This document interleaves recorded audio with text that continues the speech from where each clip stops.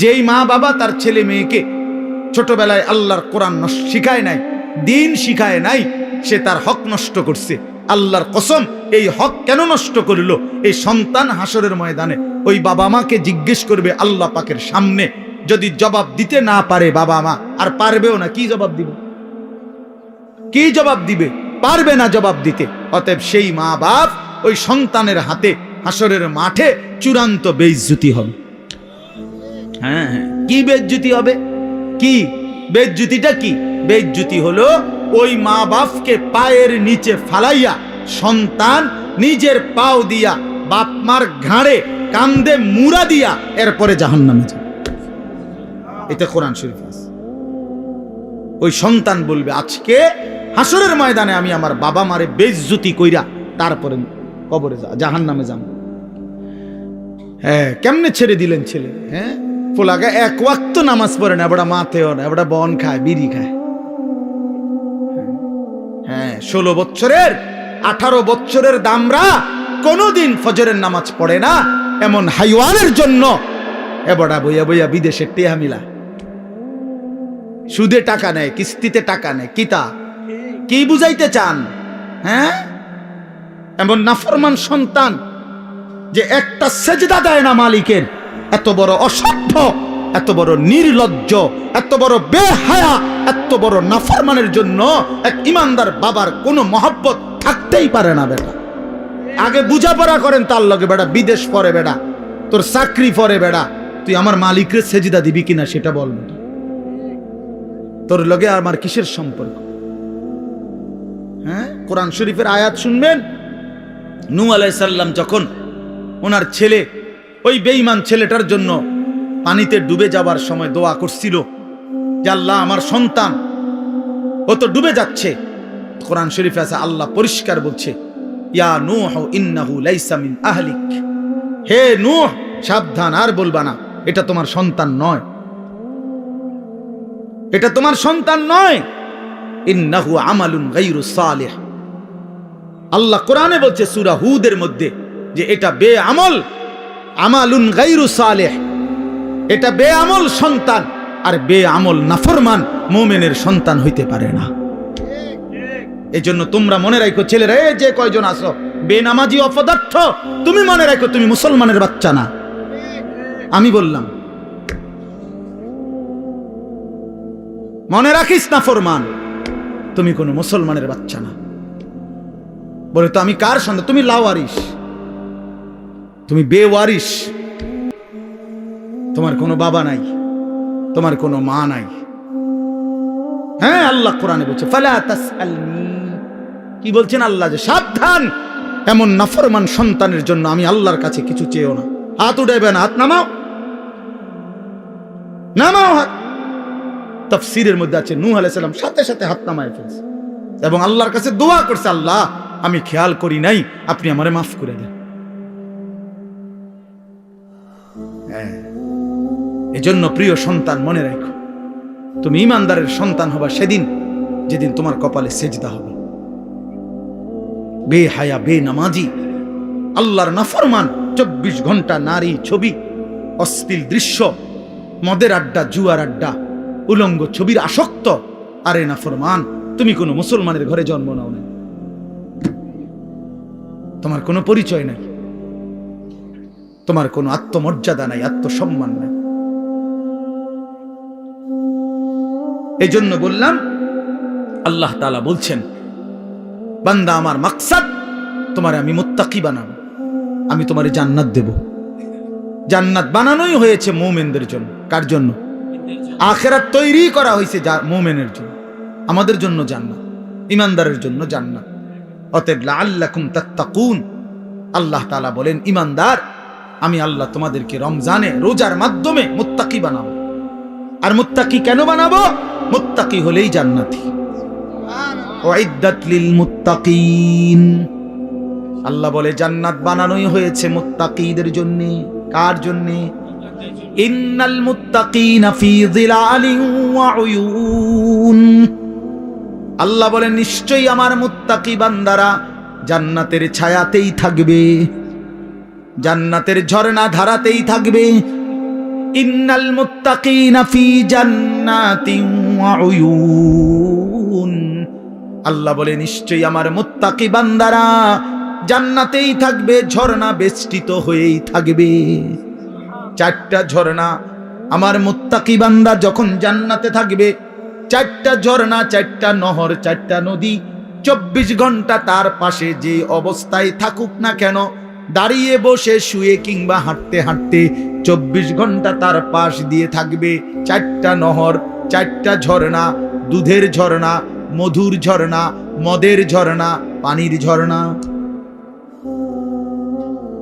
দুধের নহর, মধুর নহর, মদের নহর, পানির নহর, চারটা 24 ঘন্টা। আমি এখানে আমার পাশে, আপনারা সেখানে আপনাদের পাশে।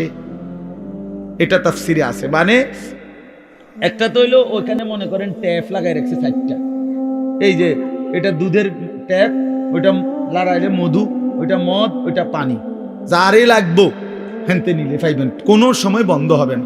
এটাও তো একটা সুখ, ভালো, কিন্তু এখানেও তো একটা কষ্ট আছে। কষ্টটা হইলো ওই পিছনের এবারা এখান পর্যন্ত আইতে আইতে তো কষ্ট হইবে, আইতে আইতে। তো জান্নাতে তো এদুর কষ্ট হইবার কথা না। জান্নাতে যদি ফেরেশতারে জিঙ্গা দোস্ত আমার এই আড়াটা আড়ালেন কেন, কথা বলেন হল ভাই, যে না এটা আমার আড়ালেন কেন, কি ব্যাপার? আমি না জান্নাতে আইছি, আপনি না বলছেন আমার কোনো কষ্ট দিবেন না, এখন এটা দিলেন কেন কষ্ট? আল্লাহ বলছে না বান্দা, যেন আমি আগেই সিস্টেম করে রাখছি 24 ঘন্টা তুমি বান্দা যখন যেভাবে, তুমি খাটে থাকো, তুমি বিছনায় থাকো, তুমি সোফাতে থাকো, তুমি হাঁটতে থাকো, তুমি নিচে থাকো কিংবা উপরে থাকো, তুমি থাকবা যেখানে, তোমার পাশে এই চারটা নহর বইতে থাকবে সেখানে। তুমি এনে আইন লাগবে না, হেইতে হেনে যাও লাগবে। সুবহানাল্লাহ, এইটারে কয় আর কি জান্নাতিন তাজরি মিন তাহতিহাল আনহার, চারটা ঝর্ণা। সুবহানাল্লাহ, সুবহানাল্লাহ, চারটি ঝর্ণা বইতে থাকবে, চারটি ঝর্ণা বইতে থাকবে, চারটি ঝর্ণা বইতে থাকবে। হ্যাঁ, আল্লাহু আকবার। এজন্য ইন্নাল আবরার লাফি নাঈম, আল্লাহ বলছে আমার নেককার মুত্তাকি বান্দারা জান্নাতের নিয়ামতে ভরপুর থাকবে। আমি সেদিন কিতাবে পড়লাম, হাসান বসরি রাহমাতুল্লাহ আলাইহি বিশ্ববিখ্যাত বুজুর্গ ছিল। এই ছেলেরা শোনো বাবা, আমি নিজে কিতাবে পড়ছি। উনি বলছেন, উনি যখনই কোনো যুবক দেখতেন, তো ওই কিতাবে লিখছে উনি যুবকদেরকে দেখলেই ডাক দিয়ে বলতেন, আমা তাশতাকুনা ইলাল হুরিল আইন, এই নওজোয়ান, জান্নাতের অসংখ্য অগণিত ডাগর ডাগর চোখ বিশিষ্ট সুন্দর সুদর্শনা সুনয়না জান্নাতি হুরের জন্য তোমার দিল চায় না? আমা তাশতাকুন, শৌক, তোমার আগ্রহ হয় না? এই নর্তকী দেখো কেন, এই উলঙ্গ ছবি দেখো কেন? এই বাপ, সিনেমার ওই নর্তকী তোমারে কি দিবে? মোবাইলের ওই নর্তকী তোমারে কি দিবে? কি সুখ দিল, কি সুখ দিল বাপ? চরিত্র নষ্ট করা ছাড়া, যৌবন নষ্ট করা ছাড়া, নিজের হাতকে গুনার কাজে ব্যবহার করা ছাড়া, নিজের লজ্জাস্থানটাকে নষ্ট করা ছাড়া, নিজের কোমরের ক্ষমতাটা নষ্ট করা ছাড়া, নিজের যৌবনের শক্তিটা নষ্ট করা ছাড়া ওই নারী ছবি, ওই উলঙ্গ দৃশ্য, ওই বেহায়া বেপর্দা অসভ্য নর্তকী আর কি দিছে বাপ? আমরা তো জানি অনেকে বেটকায়, আরে হে বুঝে যে আমারে কয় অসভ্য, যে অসভ্য বুঝে আমারে কয়, এই জন্য হে বোঝে যে আরে আমারে না কয়। আহারে বেশরম রে, হায়াও নাই, লজ্জাও নাই, লজ্জাও নাই, বিবেকও নাই। ইজা লাম তাস্তাহি ফাসনা মা শিতা। এজন্য আল্লাহর নবী সাল্লাল্লাহু আলাইহি সাল্লাম বলেন, যখন লজ্জা নাই কিছুই নেই, যা মন চায় তাই করো, কারণ তুমি তো শরমে নাই। একজনে বলছে যে, উদাহরণ দিতে গিয়া, যে নিজেই নিজের লুঙ্গি আলগি দিয়া মুখ ডাক্কা লাইছে, এবার পেশাব পায়খানা করতে আছে। হের কথা হলো আমি তো দেখি না কাউকে। বাহ, তাই তো সারা দুনিয়া দেখলে আমার সমস্যা কি? এবার নিচে দিয়ে সবাই দেখলে আমার সমস্যা কি? এই বেশরম যারা চরিত্রহীন, এদের হালাত এমন। এই সমস্ত দেখবেন মহল্লার যেসব ছেলে নামাজ পড়ে না, রোজা রাখে না, পাক পবিত্রতার কোনো ধার ধারে না, এবং মদ জুয়া নেশা নারী ছবি অসৎ বন্ধুদের আড্ডায় যেগুলো ব্যস্ত থাকে, এদের কোনো লজ্জা শরম নাই, যার ফলে কে দেখে, কি বাবা দেখে, না দাদা দেখে, না গ্রামের বয়স্করা দেখে, নাকি কোনো আলেম ওলামা দেখে, নাকি কোনো মা বোন দেখে, তার কোনো সমস্যা নাই। কারণ আমি তো প্রথমেই সিদ্ধান্ত নিছি আমার কোনো শরম নাই, এবার দেখলে কি না দেখলে কি, আমি তো লুঙ্গি আলগি দিয়ে লাইছি। এই জন্য এই যে আপনার এটা জরুরি বিষয়, এটা বোঝা উচিত। এই হায়া লজ্জা বোঝা উচিত। প্রিয় ভাই, বুঝতে শিখো। আমি হয়তো শক্ত বলি, আমি একটু কঠোর বলি আর কি, কিন্তু বাস্তবতা হলো তোমার ইনসাফ কি বলে, তোমার বিবেক কি বলে, ইনসাফ কি বলে। এজন্য আল্লাহ তাআলা বলেন, বান্দা আমি তোমারে ওয়াদা দিলাম।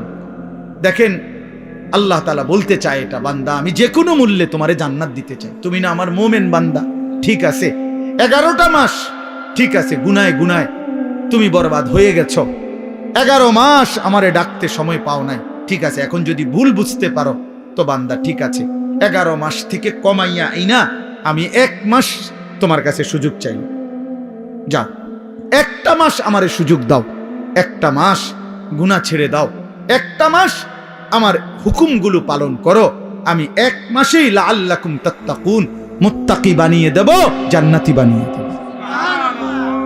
তবুও যদি কদর না করো তো আল্লাহর নবী বলছেন, জিব্রাইল এই জন্য রমজানের লাস্টে আইসা জিব্রাইল বলছে, ইয়া রাসূলুল্লাহ এত বড় রমজান পেয়ে ইফতারের নেকি, সেহরিতে নেকি, তাহাজ্জুদে নেকি, তারাবির 20 রাকাত নামাজে নেকি, 5 ওয়াক্ত নামাজে নেকি, শেষ দশকের এতেকাফে নেকি, সবে কদর তালাশ করার দ্বারা নেকি, জিকির করার দ্বারা নেকি, তেলাওয়াত করার দ্বারা নেকি, দোয়া করার দ্বারা নেকি, কাউকে সামান্য ইফতার করাইলো নেকি, এরপরে একটা নফল একটা ফরজের সমান, একটা ফরজ 70টা ফরজের সমান, এক রমজানের প্রথম দশক রহমত, মাঝখানের দশক মাগফিরাত, শেষ দশক জাহান্নাম থেকে নাজাত। আল্লাহ বলেন জিব্রাইলের মাধ্যমে, নবী এত কিছু দিয়াও যেই বেঈমান রে মন গলাইতে পারলাম না, তারে আমি ভালো করাইতে পারলাম না, আমার দিকে ফিরাইতে পারলাম না, তার উপরে আমি আল্লাহর লানত, আমি ফেরেশতারও লানত। তো নবী বলে আমিন, হ জিব্রাইল আমি মুহাম্মদেরও লানত। যা তোরুফে খোদার লানত করুক, তোরুফে আল্লাহর লানত করুক তোরুফে। এই জন্য রমজানের শেষ দশকে আইসা জিব্রাইল বলে যায়, এত কিছু দিয়ে কোনোভাবেই বেঈমানের মন গলাইতে পারল না। ওই বেঈমানের ফিকিরে একটা, আহা কিসের রোজা, কিসের হালাল হারাম, ওর জুতা দরকার, ওর জামা দরকার। ওই মহিলা ওই অসভ্য বেপর্দা নারী, তার কথা হলো কি এর কিতা রহমত কারে হুনান, আমি রহমত মাগফিরাত নাজাত দিয়া আমি কিতা করব, আমার দরকার জুতা, আমার দরকার নতুন শাড়ি, আমার দরকার নতুন 3 পিস। এই জন্য 10 দিন 20 দিন পুরাটা রমজান বাজারে বাজারে মার্কেটে মার্কেটে ঘুরে, দোকানে দোকানে ঘাম বাইয়া পড়ে, ইফতারির টাইম হয়ে গেছে এখনো কেনাকাটা শেষ হয় না, সবে বড় কদর কই গেল, এতেকাফ কই গেল, আল্লাহর জিকির তেলাওয়াত কই গেল, 70 গুণ নেকির রমজান কোথায় গেল, সবকিছু এক জোড়া জুতার জন্য, একটা জামার জন্য, একটা কাপড় চোপড়ের জন্য শেষ করে দিল। ওহ হায় হায় মুসলমান, কত অল্প মূল্যে নিজেকে বিক্রি করে দিল। আখিরাতটা কত, আল্লাহর এতগুলো নিয়ামত, আল্লাহর এতগুলো অফার প্রত্যাখ্যান করে, লাগবে না এগুলো, আমার লাগবে না, আমি টান দেয়, আমার দরকার না, আমার দরকার জুতা, আমার যাতে ফেরেশতা নতুন জুতা কিনে রাখছি যাতে আমার জুতা দিয়া ফিরতে পারে ফেরেশতা। হ্যাঁ হ্যাঁ, ফেরেশতাও এই জন্য বলে রাখে যে শুনো বোন, তোমার জুতা দিয়েই ফিটমু, মনে রেখো। বেপরদিগি আল্লাহর দেওয়া রমজান, এত বড় দামি সময়ে তুমি বাজারে বাজারে ঘুরো। একটা সেকেন্ড, আমার শায়েখ আল্লামা মুফতি মুশতাকুন নবী সাহেব হুজুর বলে, হায় মুসলমান, রমজানের এক একটা সেকেন্ড ছিল হীরার মতো, মণি মুক্তার মতো, হীরা ফেলে মাটি নিলাম, মাটি নিলাম। এক জোড়া জুতা তো আগেও কিনতে পারতাম, অহন কিনা যায় না, কথা বলেন না কেন? এখন বাজারে তো কোনো জুতা নাই, এখন বাজারে তো কোনো 3 পিস নাই, এখন বাজারে তো কোনো গহনা নাই, কিছু নাই বাজারে এখন। তো তাইলে এখন কিনা যায় না, এখন কিনা যায় না। এজন্য এখন ফিকির করে, যদি দরকারি হয় কিনার অসুবিধা নেই, কিনেন। হালাল কাপড় কিনা তো নাজায়েজ না, তো এখন কিনেন। এখন আমি গতকালকে আমার পুরা ফ্যামিলির যার যা কাপড় পাঞ্জাবি, আমার আত্মীয় স্বজন ভাই বেরাদরদের মধ্যে এবং আত্মীয় স্বজনের মধ্যে যাদের যা কাপড় দরকার বিবি লিস্ট করে দিছে, একসাথে গতকালকে ঢাকা থেকে 27,000 টাকার কাপড় সব কিনে দিছে। খালাস করলো, খালাস সব একের বাচ্চা কাচ্চা বুড়া গাড়া জিরু সাইজ সব কিনার কইছি, এগুলো আবার সিলাই লাও যাও। ঈদের কেনাকাটা শেষ। বুঝাইতে চাইলাম কিনা বলেন, ইচ্ছে করলে সম্ভব কিনা? না, আমাদের বয়স্করা বাবারা স্বামীরা বেডিতে রে বাজারে পুরা ডাইরেক্ট বন্দুক দিয়ে দেয়, যা তোরে ছাইড়া দিলাম। প্রত্যেক দিন বাজারে যাইবে, আজগা জুতা, কালকা শার্ট, পরশু জামা, একটা একটা করে কাপড় কিনতে, একটা একটা জুতা কিনতে মহিলা বাজারে বাজারে ঘুরে। রাহা রমজান তাইলে কার জন্য? রহমত মাগফিরাত কার জন্য? নাজাত কার জন্য? বলেন কার জন্য?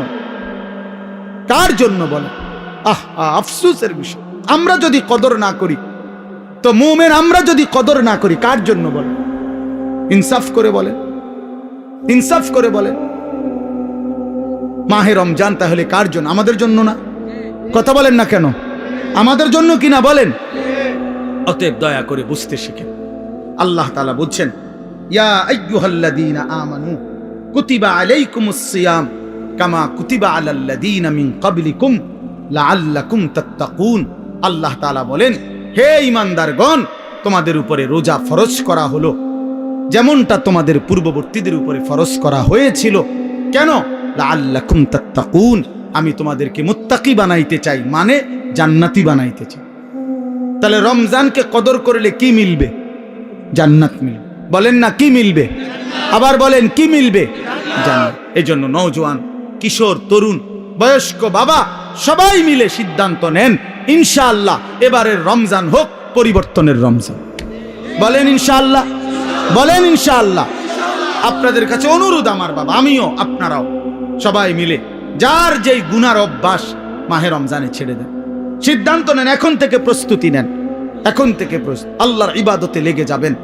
5 ওয়াক্ত নামাজ পড়বেন, 20 রাকাত পূর্ণ তারাবি পড়বেন। তারাবি পড়বেন কয় রাকাত? আবার বলেন, আবার বলেন, আবার বলেন, জোরসে বলেন, আরো জোরে। জোর হলো না, জোরে জোরে। 8 রাকাত কোনো তারাবি নেই, 8 রাকাত কোনো তারাবি হয় না। বলবেন সোজা কথা, তারাবি কয় রাকাত? হ্যাঁ, অতএব মেহেরবানি করে 20 রাকাত পূর্ণ তারাবি পড়বেন। বলেন ইনশাআল্লাহ। নওজোয়ান ভাই, তোমাদের কাছে হাত জোর করে অনুরোধ, বন্ধু আমার, প্রিয় ভাই আমার, তোমরা মেহেরবানি করে, প্রিয় ভাই, গুনাহের এই রাস্তা ছেড়ে দাও বাপ। সুখ আসবে না, সুখ আসবে না বাপ, সুখ আসবে না, সুখ আসবে না। আল্লাহ আমাদেরকে তৌফিক দান করেন, আল্লাহ আমাদেরকে বুঝ দান করেন। বয়স্ক অনেক লোক আছে যাদের অনেকের অভ্যাস এরকম যে জুমার নামাজের দিন বয়ান হয়, উনি বসে বসে জুরায়। এই চাচারা কখনোই বদলায় না, যেমন আছে এমনই পড়ে থাকে। বিড়ি খায় তো বিড়িয়ে খায়, চা দোকানে আড্ডা দেয় তো আড্ডাই দেয়, টেলিভিশন দেখে, নাচ গান দেখে, তো এই বদভ্যাস 60 বছরও আর ছোটে না। কথায় কথায় গালিগালাজ করে, তো এই বদভ্যাস আর ছোটে না। কেন? আল্লাহর কথার প্রতি আন্তরিক না। নাই তো 30 বছর জুমার বয়ান শুনবার পরে একটা মানুষ তো পরিবর্তন হওয়ার কথা। 40 বছর, একটা বছরে 52 সপ্তাহ। খেয়াল করে দেখেন যে 52 সপ্তাহ এক বছরে মোট, প্রতি মাসে 4টা সপ্তাহ, তাহলে 4 12 48, আর 4টা মাস প্রতি বছর, আর অতিরিক্ত একটা জুমা আছে, 5টা জুমা, তাহলে 48 আর 4 কত? 52 জুমা। তাহলে 52 জুমা আপনার মহল্লায় আল্লাহর কথা হয়, কোরআনের কথা হয়, আপনার কি কোনো পরিবর্তন হওয়ার কথা না? 30 বছরে এবারে 52 দিয়ে পূরণ দেন, কতগুলো বয়ান হলো। তো এরপরেও যদি একটা মানুষের স্বাভাবিক কিছু বদভ্যাস না ছোটে, তা আপনি কি শুনলেন, কি বুঝলেন, কি বুঝলেন? 30 বছরও আপনি এটা বুঝছেন না যে বিড়ি সিগারেট খাওয়া একজন মুসলমানের জন্য উচিত না। এটা আপনি তোলে আর বুঝবেন কখন? আপনি বুঝি 50 বছরও বুঝলেন না যে গালিগালাজ করা মুখ দিয়া এটা গুনাহ। এটা আপনি বুঝছেন না। এটা আপনি কি বুঝলেন চাচা? বলেন, ইনসাফ কি বলে? 50 বছরও আপনি বুঝলেন না যে চা দোকানে এই যে নাচ গান নর্তকীর ছবি নাটক সিনেমা চলে টেলিভিশনে, এটা দেখা যে গুনাহ হারাম, এটা আপনি বুঝলেন না। তো আপনি কি ওয়াজ শুনলেন? এই জন্য বললাম আর কি, আসলে মূল কারণ হলো গাফেল। হয় বইয়া বইয়া পান খায়, জুরায়, জিমায়, এই সদবদ, অথবা আমলের আগেই ফেলে দেয়। বলে তো কথা তো হুননি, হুজুররা তো কয় ভালার লাগে, কয় কথা তো ঠিকই কয়, মানলে তো ভালো আসিল, পারিদ না, বা এটা কইয়ে উড়াই দিল আর কি, মানে এটাকে ফেলে দিল আর কি। এটা কথা হলো মিয়া, আপনি পারবেন না অথচ আল্লাহ আপনারে করতে বলছে, তো এটা তো জুলুম। আর আল্লাহ তো এমন জুলুম করতে পারে না। কোন বান্দা পারবে না অথচ তাকে আল্লাহ তাআলা সেই হুকুম পালন করতে বলছেন, এটা কি জুলুম না? কথা বলেন না কেন? এটা জুলুম কি না বলেন? আমি বাঁকাই হইতারি না, আমনে আমার এখন রুকু দিতাম, তো এটা জুলুম না? আমি নিচের দিকেই যাইতারি না, আমনে আমারে বলেন সেজদা দিতে, তা আমার উপরে এটা জুলুম হবে না? তো তা আল্লাহ তাআলা আমাদেরকে রুকু দেওয়ার সেজদা দেওয়ার তৌফিক যোগ্যতা দিছি কিনা? তো তো জুলুম করলো কোন? বলেন। আমারে বলছে রাস্তার নারী দেখলে চোখ নিচের দিকে নামাই নিতে, এখন আমার চোখ নিচের দিকে নামে না, ঘাড় বাঁকা হয় না, তখন না আমি বলতাম যে আমার উপরে জুলুম করছে। এখন আমাদের ঘাড় নিচের দিকে নামানো যায় কিনা? তো তাইলে অসম্ভবের কি?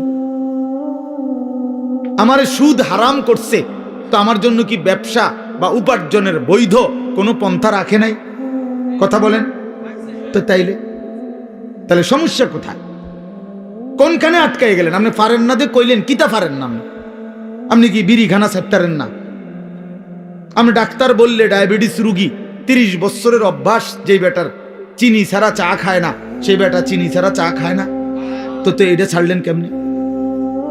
50 বছরের অভ্যাস মিষ্টি খাওয়া, এই লোকটা ছেড়ে দেয় না ডাক্তার বললে? তো এক আদনা ডাক্তার বললে মিয়া সামান্য দুনিয়ায় বাঁচার জন্য এত কিছু প্রিয় জিনিস ছেড়ে দিলেন, ডাক্তার বলার কারণে গরুর গোশত খাওয়া ছেড়ে দিলেন, অথচ আপনি জানেন ডাক্তারের আব্বাও যদি বাইটটা দেয় আমনেরে, তারপরও তো আপনি মরে যাবেন। মরবেন না? কথা বলেন না কেন? MBBS ডাক্তার যদি বাইটটা দেয় আপনার শরীরের ভিতরে, আপনি মরতেন না? তো তাইলে এরপরও তো আপনি নিশ্চিত মৃত্যু আমাদের আসবেই। শতবার সেফ থাকলেও, শরীরের 1000 কোটি যত্ন নিলেও, 100 ভাগ ডাক্তারের প্রেসক্রিপশন পরামর্শ মেনে চললেও মৃত্যু কি হবে না? তো তারপরেও তো এগুলো ছেড়ে দিলেন, তো জাহান্নামের ভয়ে গুনাহ ছাড়বেন না কেন? আল্লাহর নাফরমানি ছাড়বেন না কেন? আল্লাহর ভয়ে বিড়িখানা ছাড়বেন না কেন? জাহান্নামের ভয়ে টেলিভিশন দেখা ছাড়বেন না কেন? জাহান্নামের ভয়ে গালিগালাজ দেওয়া ছাড়বেন না কেন? বলেন, ইনসাফ করে বলেন। এই জন্য বাপ মূল বক্তব্য এই কথাটা যে মনোযোগী হওয়া দরকার, আন্তরিকতা নিয়ে শুনলে। তাহলে এই জন্য বললাম আমি আপনাদের কাছে আমার অনুরোধ, প্রত্যেকেই দেখেন, আমরা এটা যৌক্তিক কথা হলো যে আল্লাহর কোরআনের প্রতি আন্তরিক না হলে জিন্দেগি বদলাবে না। আপনি পারতেন না, এত সোজা না। কোরআন শরীফে স্পষ্ট আয়াত আছে, ওয়ালাউলা ফাদলুল্লাহি আলাইকুম ওয়া রাহমাতুহু মা যাকা মিনকুম মিন আহাদিন আবাদা। সাংঘাতিক আয়াত। আল্লাহ বলে, শুনো, তোমাদের উপরে আল্লাহর দয়া এবং রহমত যদি মায়া না হয়, নিজেই নিজেকে কশ্চিন কালেও কখনোই পবিত্র করতে পারবে না। কোরআন শরীফের আয়াত।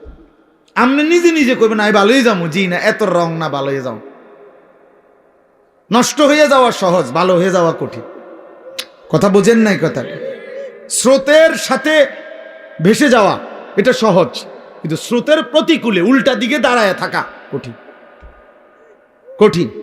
এই সমাজের প্রত্যেক ঘরে টেলিভিশন চলতেছে, আপনিও টেলিভিশন চালান, এটা তো সহজ, কিন্তু না চালানো এটা তো কঠিন। কথা বুঝেন নাই আপনি? না চালানোটাই না কঠিন, উল্টাটা কোনো কঠিন, মানে টিকে থাকা। এই জন্য আল্লাহ এটা বলছে, বান্দা নিজের যোগ্যতায় পারবা না, নিজের যোগ্যতায় পারবা না। মা যাকা মিনকুম মিন আহাদিন আবাদা, আল্লাহ বলে বান্দা নিজেকে নিজে পবিত্র করতে কখনোই পারবা না যদি আল্লাহর দয়া না হয়, আল্লাহর মেহেরবানি যদি না হয়। ওয়ালাকিন্নাল্লাহা ইউযাক্কি মান ইয়াশা, আল্লাহ বলেন বরং আল্লাহই যাকে ইচ্ছে করেন তাকে পবিত্র করে থাকেন। আল্লাহ করেন এটা, আল্লাহ করে, আল্লাহ করে, আল্লাহ করে। গুনাহ থেকে বেঁচে থাকার জন্য আল্লাহর তৌফিক লাগে, আল্লাহকে সেজদা করার জন্য আল্লাহ তাআলার তৌফিক লাগে। মালিক দয়া না করলে হয় না, আল্লাহ রহম না করলে হয় না। নবী সাল্লাল্লাহু আলাইহি ওয়াসাল্লাম 5 ওয়াক্ত নামাজের পরে দোয়া করতেন, আল্লাহুম্মা আইন্নি আলা যিকরিকা ওয়া শুকরিকা ওয়া হুসনি ইবাদাতিক। 3 বার বলতেন প্রত্যেক নামাজের ফরজের পরে। নবীজি এই দোয়াটা 3 বার বলতেন যে আল্লাহ আমি আপনার জিকির করতে চাই, আপনার শুকর আদায় করতে চাই, আপনার ইবাদত সুন্দরভাবে করতে চাই, আপনি সাহায্য করেন। এই যে আল্লাহর কাছে চাইতে হয়, আল্লাহ আমি সেজদা দিতে চাই ঠিক মতো, রুকু দিতে চাই সুন্দর মতো, কোরআন পড়তে চাই সুন্দর মতো, আপনাকে মানতে চাই সুন্দর মতো, আপনাকে ডাকতে চাই দিন রাত। আল্লাহ আপনার শুকর আদায় করতে চাই, আপনি আমারে তৌফিক দিন, আপনি আমারে তৌফিক দেন।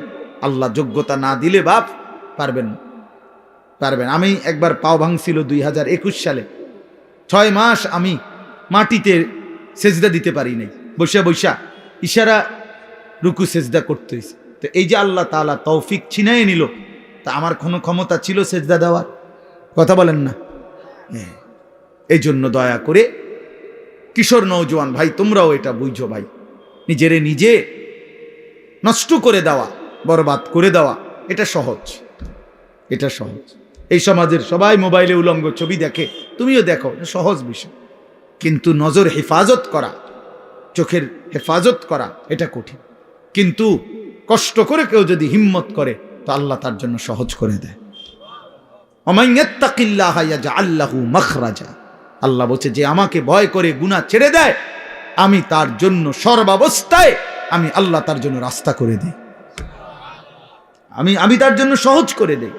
আগে আল্লাহর জন্য ফিরতে হয়, আল্লাহর দ্বীন মানার জন্য সিদ্ধান্ত থাকতে হয়, আল্লাহর দিকে আসতে হয়, ঝুঁকতে হয়, মনোযোগী হইতে হয়, আন্তরিক হইতে হয়।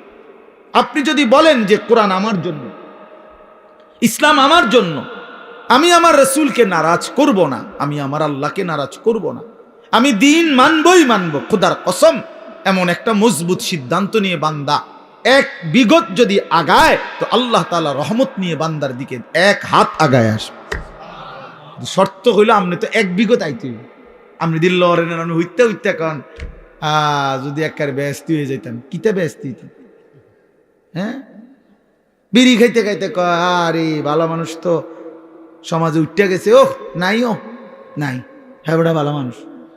আপনি বিড়ি খাই না বেটা হইতে ভালো মানুষ, আপনার গায়ে তো গন্ধ, দুর্গন্ধ মিয়া, বিড়ির গন্ধের চাইতে নিকৃষ্ট কোনো গন্ধ হইতে পারেনি মিয়া। তাইলে কোন বিড়ি তো পবিত্র মানুষ হইতে পারে না, কাউ না মিয়া, এটা একেবারেই অপবিত্র মানুষ, ফালতু মানুষ মিয়া, এ তো বদ অভ্যাস। কোরআনুল কারীমে আল্লাহ বলছেন জাহান্নামীদের খাবার, জাহান্নামে যেটা দেওয়া হবে, লা ইউসমিনু ওয়ালা ইউগনি মিন জু', জাহান্নামী খাবারের মধ্যে কোনো পুষ্টি নাই, এটা তার শরীরের মধ্যে কোনো স্বাস্থ্য বাড়াবে না, আবার ক্ষুধাও মিটাবে না। কোরআনের আয়াত। ঠিক বিড়ি সিগারেট এরকম যে এটার দ্বারা কোনো স্বাস্থ্যও বাড়ে না, ক্ষুধাও নিবারণ হয় না। এই জন্য বিড়ি সিগারেট জাহান্নামীদের খাবার, জাহান্নামীদের খাবার, জাহান্নামীদের খাবার, জাহান্নামী খাবার। আগুন কোনো মুমিনের পছন্দ হইতে পারে না, মুসলমানের পছন্দ আগুন, নাকে মুখে দিয়া আগুন বাহির করা, এটা কোনো ইমানদারের প্রিয় পছন্দ হতেই পারে না, কোনো যুক্তি নাই, একেবারে ফালতু ছাড়া, বদভ্যাস ছাড়া। আখিরাত যার মনে নাই, পরকাল যার মনে নাই, কবর বলতে কিছুই জানে না, এই ব্যক্তির দ্বারা সম্ভব বছরের পর বছর বিড়ি খেয়ে যাও। ভুলে গেছে আখিরাত, মনে নাই আখিরাত, ও কিছুই মনে করে না আখিরাতে, মনে করছে জিন্দিগি মানে এই বন বিড়ি চা বিস্কুট পান সুবারি আর এই বেন বেনানি আলাপ সালাপ, খালাস। এটাই জীবন না? এটা জীবন না বাবা, এটা জিন্দেগি না। এজন্য দয়া করে ভাবতে শিখেন, আল্লাহর দিকে ফিরতে হবে, হিম্মত করতে হবে, হিম্মত করতে হবে। আল হিম্মাতু হিয়াল ইসমুল আজম। আরবিতে বলে হিম্মত সাহসিকতা, মজবুত একটা সিদ্ধান্ত, এটা ইসমে আজম। ইসমে আজম কি? কতগুলো দোয়া আছে হাদিসে, নবীজি সাল্লাল্লাহু আলাইহি সাল্লাম বলেন এগুলো যদি কেউ পড়ে, যা চায় আল্লাহর কাছে আল্লাহ তাই দিয়ে দেয়। এর মধ্যে দোয়া ইউনুস একটা ইসমে আজম, লা ইলাহা ইল্লা আনতা সুবহানাকা ইন্নী কুনতু মিনাজ জালিমিন। আল্লাহর নবী বলছেন এই দোয়া বারবার বারবার যে পড়তে থাকে আর কোনো কিছু আল্লাহর কাছে চায়, তো আল্লাহ তাআলা তার সেই দোয়া কবুল করেই করে। কুল হুয়াল্লাহু আহাদ, এই সূরাটা ইসমে আজম, এটা একটা ইসমে আজম। কেউ যদি বারবার কুল হুয়াল্লাহু আহাদ এই সূরা বারবার পড়তে পড়তে আল্লাহর কাছে দোয়া করতে থাকে, তো আল্লাহ তাআলা তার সেই দোয়া পূরণ করেই দেয়। ইসমে আজম বলে এটা। ঠিক